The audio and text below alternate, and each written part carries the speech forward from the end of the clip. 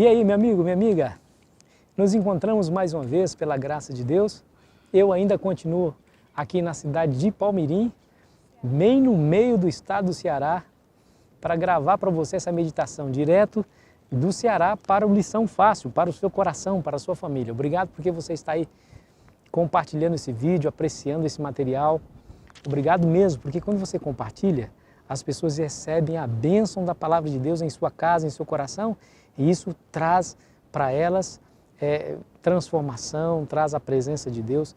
Então, obrigado porque você é esse missionário e missionária de Jesus, tá bom? E aí, você já se inscreveu no nosso canal? Se você ainda não já se inscreveu, obrigado porque você já se inscreveu. Se você ainda não se inscreveu, vamos lá, se junte à família do Lição Fácil, vamos juntos, cada dia, todos os dias, meditando na Palavra de Deus, a fim de que a Palavra de Deus seja para nós uma luz a brilhar, clareando o nosso caminho diante dos nossos pés, para que possamos andar em segurança diante dos desafios do dia a dia. Vamos lá, uma nova pessoa. Eu quero dizer para você que a tarefa que Isaías tinha nas mãos de preparar o povo para voltar para os braços de Deus era uma missão sagrada demais. Claro que no capítulo 1 você viu que a voz de Isaías se levantou em denúncia ao pecado e aos crimes da nação de Israel, mas agora, amigo e amiga, ele está diante de Deus. E quem está diante de Deus sente a sua diferença do próprio Deus, porque é santo e maravilhoso, e nós somos pecadores. Ele ficou desesperado. Escute essas palavras, Isaías capítulo 6, versículo 5. Então disse eu, ai de mim, estou perdido, porque sou homem de lábios impuros e habito no meio de um povo de impuros lábios, e os meus olhos viram o Rei, o Senhor dos Exércitos. Ai de mim que sou homem de impuros lábios e habito no meio de um povo também na mesma condição. Você viu aí o senso da sua indignidade? Porque assim, amigos e amiga, Deus, se Ele se revelasse para nós assim como Ele é, essa seria a nossa sensação, porque somos pecadores. E é claro que a gente fica desesperado diante de tal revelação, porque o que diz a Bíblia lá em Êxodo 33, verso 20, que eu gosto de compartilhar contigo, é uma experiência extraordinária a ponto de temermos pela nossa própria vida. Veja o que diz lá. E acrescentou, não me poderás ver a face, porquanto homem nenhum verá a minha face e viverá. Essas foram as palavras de Deus para Moisés, quando ele pediu para ver a face de Deus. Você não pode ver minha face, Moisés, porque não há homem que veja a minha face e continue vivo. Isaías certamente entendeu a sua indignidade, o seu pecado. E diz a Bíblia, meu amigo, que ele clamou, ai de mim, meus olhos viram o Senhor dos Exércitos. Que coisa extraordinária, né? Eu quero dizer para você que o próprio Isaías precisava de uma purificação para que ele se servisse como instrumento de Deus, um instrumento útil que Deus pudesse usar para transmitir uma mensagem santa para o povo de Israel naquele tempo. E o que aconteceu? A Bíblia diz assim, Isaías capítulo 6, o versículo 6 e 7, escute as palavras. Então um dos serafins voou para mim, trazendo na mão uma brasa viva que tirara do altar com a tenaz. Com a brasa tocou a minha boca e disse, eis que ela tocou os teus lábios, a tua iniquidade foi tirada e perdoado o teu pecado. Essa foi a experiência daquele profeta. Diz a Bíblia que um dos serafins tirou uma brasa do altar de incenso. E essa brasa incandescente foi usada para tirar a iniquidade dos lábios de Isaías. Claro que aqui não está falando somente do discurso, porque é dos lábios que brotam as palavras.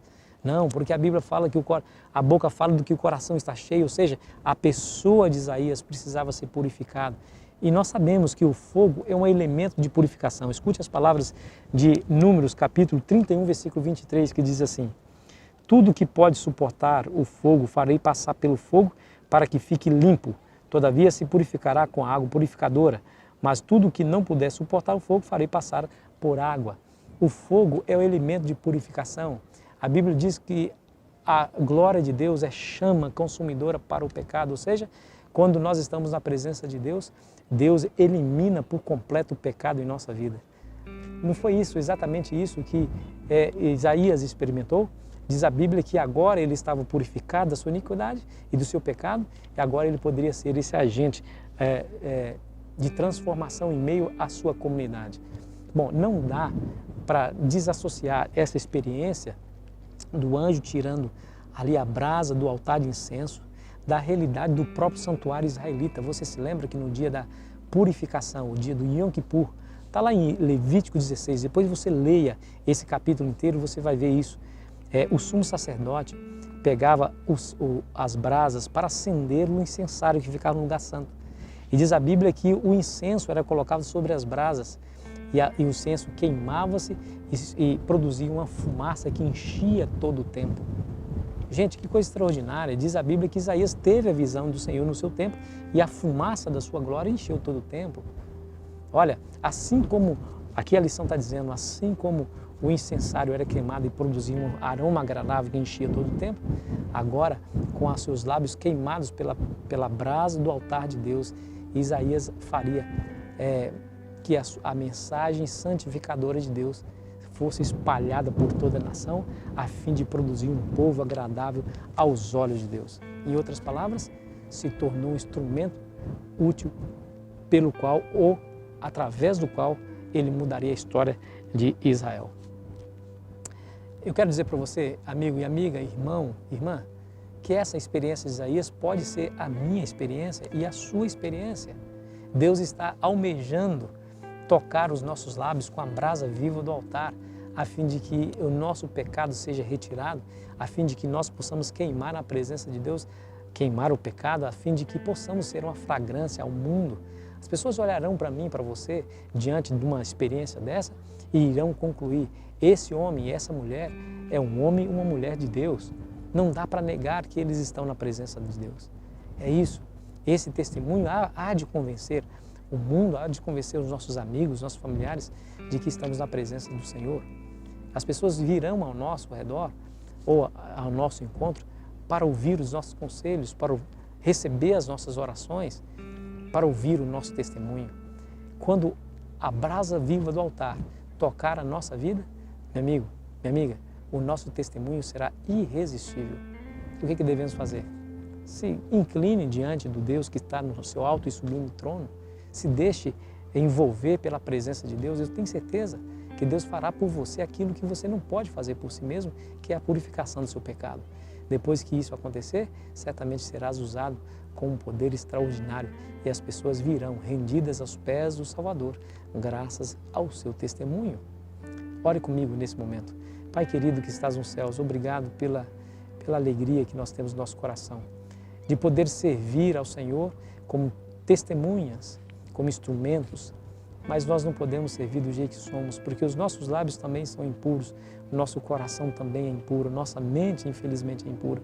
Pai, mas nós desejamos que o Senhor tire também da brasa do altar e toque em nós, nossos lábios, nosso coração, para que nós possamos ser também purificados. Só queremos ser um instrumento útil na Tua causa, a fim de que salvemos o maior número de pessoas. Entregamos a nossa vida nas Tuas mãos, Senhor, em nome de Jesus. Amém. Querido amigo, querido irmão, querida irmã, olha, foi muito bom estar com você nesses pequenos minutinhos. Espero você ansiosamente amanhã para continuar a nossa meditação. Aproveite bem o dia que o Senhor Deus lhe coloca nas mãos.